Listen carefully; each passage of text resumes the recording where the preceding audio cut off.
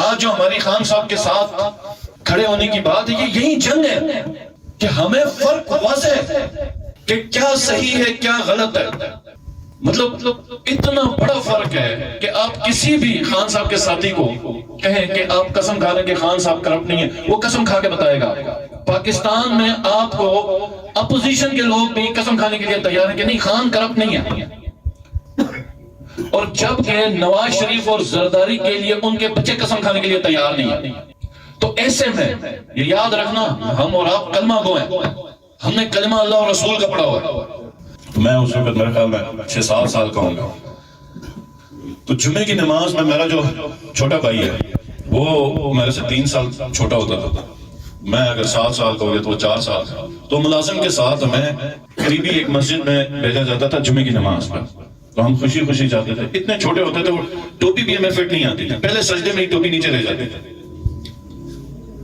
تو وہاں پر جو مجھے یاد ہے ہمیں سب سے پچھلی صف میں بٹھایا جاتا کہ یہ چھوٹے بچوں کو آج بھی مسجد میں سب سے پچھلی صف میں بٹھایا جاتا ہے. تو جو آخر میں مولوی صاحب کی دعا مجھے آج بھی یاد ہے. ہمیشہ ایک ہی دعا ہوتی تھی کہ یا اللہ ہمیں ایک غیرت مند لیڈر دے، یا اللہ محمد بن قاسم بھیج، یا اللہ ہمیں چوروں سے نجات دے، یا اللہ ہمیں ایماندار دے. یہ یاد ہوگا آپ لوگوں نے بھی یہ دعائیں سنی ہیں. آج میں یہ جتنی بھی طاقتور حلقے ہیں، یہ جو پورے ادارے جمع ہیں، ان کو میں صرف ایک عرض کروں گا کہ یہ دعا رکوا دیں مسجد سے، کیونکہ اب لیڈر ایماندار ہمیں مل گیا. ہم ایماندار لیڈر کو جیل میں ڈال کے چوروں کو لا رہے ہیں. ہم غیرت مند کو پابند سلاسل کر کے بغیرتوں کو اقتدار دلا رہے ہیں. تو کیا فائدہ ہے ایسی دعاؤں کا اور ایسی نمازوں کا کہ آپ کی دعا اور ہو اور عمل اور ہو. تو میری یہ جتنے بھی طاقتور حلقے ہیں ان سے درخواست یہ کہ اب یہ دعاؤں کو چینج کر دیں، ہماری کتابوں کو چینج کر دیں. کیونکہ یہ تو ہمارا بنیادی جو مذہب ہے اس کے خلاف ہے، ہمارے عقیدے کے خلاف ہے، ہمارے ایمان کے خلاف ہے. تو جو معاشرہ جو ہے نا وہ صحیح اور غلط میں پہچان نہیں رکھتا، وہ کبھی بھی ترقی نہیں کرتا. تو جب اللہ کی ہدایت آتی ہے کہ جب آپ نے صحیح راستے پہ چلنا ہے تو فیصلہ بڑا آسان ہوتا ہے، اور پھر اللہ کا کرم بھی اسی پہ ہوتا ہے. دیکھیں یہاں پر اللہ نے شریعت کا، کتاب کا، حدیث کا لفظ استعمال نہیں کیا. اللہ نے کہا کہ 2 گروپ ہیں اس سرزمین میں. حضرت آدم علیہ السلام کی پیدائش سے یہ یاد رکھنا، یہ بچوں یاد رکھنا، آپ کی پوری زندگی میں آپ کو ہر لمحے ہر موڑ پہ اس کا سامنا کرنا پڑے گا کہ آپ کو اپنے گھر میں، اپنی برادری میں، اپنے شہر میں، اپنے گاؤں میں، گلگت بلتستان میں ہمیشہ آپ کو 2 گروپ ملیں گے. ایک جو صحیح ہوگا، ایک وہ جو غلط ہوگا. اور پھر آپ نے ہر چیز کو توڑ کے جو صحیح ہے اس کو صحیح کہنا، جو غلط ہے اس کو غلط کہنا. یہ اسلام کی ہماری بنیادی تربیت ہے، یہ بنیادی تربیت ہے. امر بالمعروف و نہی عن المنکر، کہ آپ نے بھلائی کا حکم دینا ہے اور برائی کو روکنا ہے. اور برائی کو روکنے کے 3 درجے ہیں.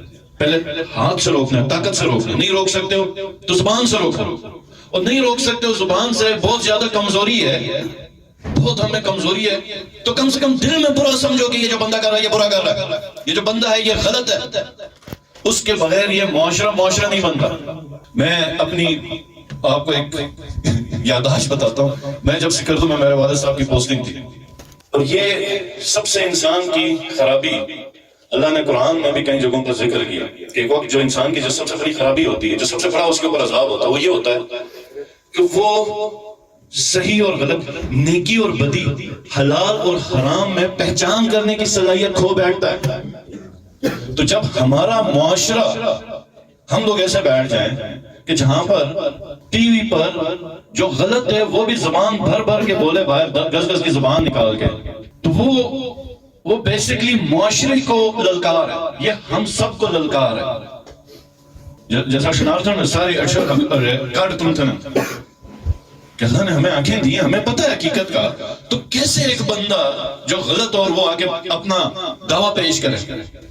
نہیں کرنا. جب معاشرہ غیرت مند ہو تو یہ نہیں ہوتا. اور جب معاشرہ صحیح اور ان چیزوں پر فرق کرتا ہے، جو کہتے ہیں نا اخلاقی اقدار جس معاشرے کی بلند ہے، تو وہ معاشرہ آگے ترقی کرتا ہے. یہ مجھے یاد ہے خان صاحب نے پوری دنیا میں جو اسلامک اسکالرز کو جمع کیا تھا، اس میں انہوں نے جو سوال رکھا تھا ہم سے پوچھتے ہیں کہ ہم خان صاحب کے عاشق کیوں ہوئے. اب میں آپ کو سوال بتاتا ہوں. دیکھیں آپ اسلامک ہسٹری پڑھیں. یہ عرب قبائل تھے قبل از اسلام, خانہ بدوش ٹائپ کے, کوئی حکومت نہیں تھی, اسٹیبلش اسٹیٹ ریاست نہیں تھی. اس کے ارد گرد ادھر ایران میں اور ادھر روم میں دو بڑی امپائرز کھڑی تھی. مطلب تاریخ کی سب سے بڑی آپ سمجھیں کہ سپر پاورز تھی. آج کا امریکہ سمجھتے ہیں کیونکہ اس وقت کا ڈفرنس تقریباً اتنا شاید اس سے بھی زیادہ. اچانک ایک عجیب حیران کن چیز ہو جاتی ہے. اسلام آتا ہے, لوگ مسلمان ہوتے ہیں, اور مٹھی بھر مسلمان ایک ہی ٹائم پہ دونوں ریاستوں سے جنگ کرتے ہیں, ان کو ڈھیر کر دیتے ہیں, اور میرے خیال میں شاید یورپ سے لے کے پاکستان کے علاقے تک ایک سلطنت قائم ہو جاتی ہے. یہ شاید 30-40 سال کا وقت بھی نہ گزرا. سوچ سکتے ہیں آپ. اور جس جنگ میں گئے یہاں پہ 20,000 ہوتے ہیں, وہاں پہ 2.5 لاکھ ہوتے ہیں, 20,000 فاتح ہوتے ہیں. اب وہ کلمہ تو انہوں نے بھی پڑھا, کلمہ تو آپ نے بھی پڑھا, ہم نے بھی پڑھا. مسلمان وہ بھی ہیں, آپ بھی ہیں, ہم بھی ہیں. تو فرق کہاں پر؟ خدا اس وقت بھی تھا, آج بھی ہے, نبی بھی ہے کہ قرآن بھی ہے کہ, تو فرق کہاں پر؟ دو ہاتھ آپ کے بھی ہیں, میرے بھی, ان کے بھی تھے. تو خان صاحب نے جو سوال رکھا تھا وہ یہ رکھا تھا کہ وہ کون سی ایک چیز, کہ میں اگر آپ سے پوچھوں کہ کوئی ایک چیز آپ بتائیں تو سب سے اہم وہ کون سی چیز ہے جس نے بکھرے ہوئے قبائل کو اکٹھا کیا, اور اسپیشلی یہ کہ نبی پاک صلی اللہ علیہ وسلم نے کون سی ایسی چیز کی تھی کہ وہ ایک دم معاشرہ جو بکھرا ہوا معاشرہ تھا ایک سپر پاور بن گیا. وہ جو مصر سے آئے تھے, یورپ سے اسکالرز تھے, کچھ عرب سے تھے, کچھ 6 سال بیٹھے تھے, تو وہ ایک چیز کے اوپر وہ ان کا اتفاق ہوا. خان صاحب کے ساتھ لائیو ایک ان کا تھا, خان صاحب اس وقت پرائم منسٹر تھے. تو انہوں نے کہا کہ سرکار دو عالم صلی اللہ علیہ وسلم نے جو ہمارے نبی پاک صلی اللہ علیہ وسلم تھے, انہوں نے ان کی تربیت ایسے کی کہ ان کے اخلاقی اقدار سب سے بلند ہیں. یعنی وہ سچ بولیں گے. آپ کو پتا ہوگا کہ اس دور میں جو مسلمان ہوگا وہ سچ بولے گا, وہ ظلم نہیں کرے گا, وہ ناانصافی نہیں کرے گا, وہ ملاوٹ نہیں کرے گا. معاشرتی اقدار ان کے اتنے بلند تھے کہ وہ اللہ نے ان کو اور وہ پھر آپ کامیاب ہو جاتے. وہ پھر آپ جو دوسرے معاشرے ہوتے ہیں جن میں جھوٹ نہیں ہوتا, جھوٹ ہوتا ہے, جس میں ملاوٹ ہوتی ہے, جس میں ظلم ہوتا ہے, جس میں ناانصافی ہوتی ہے, جس میں حق اور غلط کی تفریق نہیں ہوتی ہے, وہ معاشرے ختم ہوتے ہیں. اور وہ معاشرہ جس میں انصاف ہوتا ہے, سچ ہوتا ہے, وہ معاشرہ پھیلتا ہے. تو آج ہم اکثر اپنے جگہوں پہ بیٹھتے ہیں, گفتگو کرتے ہیں کہ یورپ میں آپ بتائیں کہ وہاں پہ انصاف ہے, ہمارے پہ انصاف نہیں ہے. اور پھر جو سب سے بڑی بات ہے کہ ہم خاموش ہو کے بیٹھے ہوتے ہیں, ہم ناانصافی کو ہونے دیتے ہیں.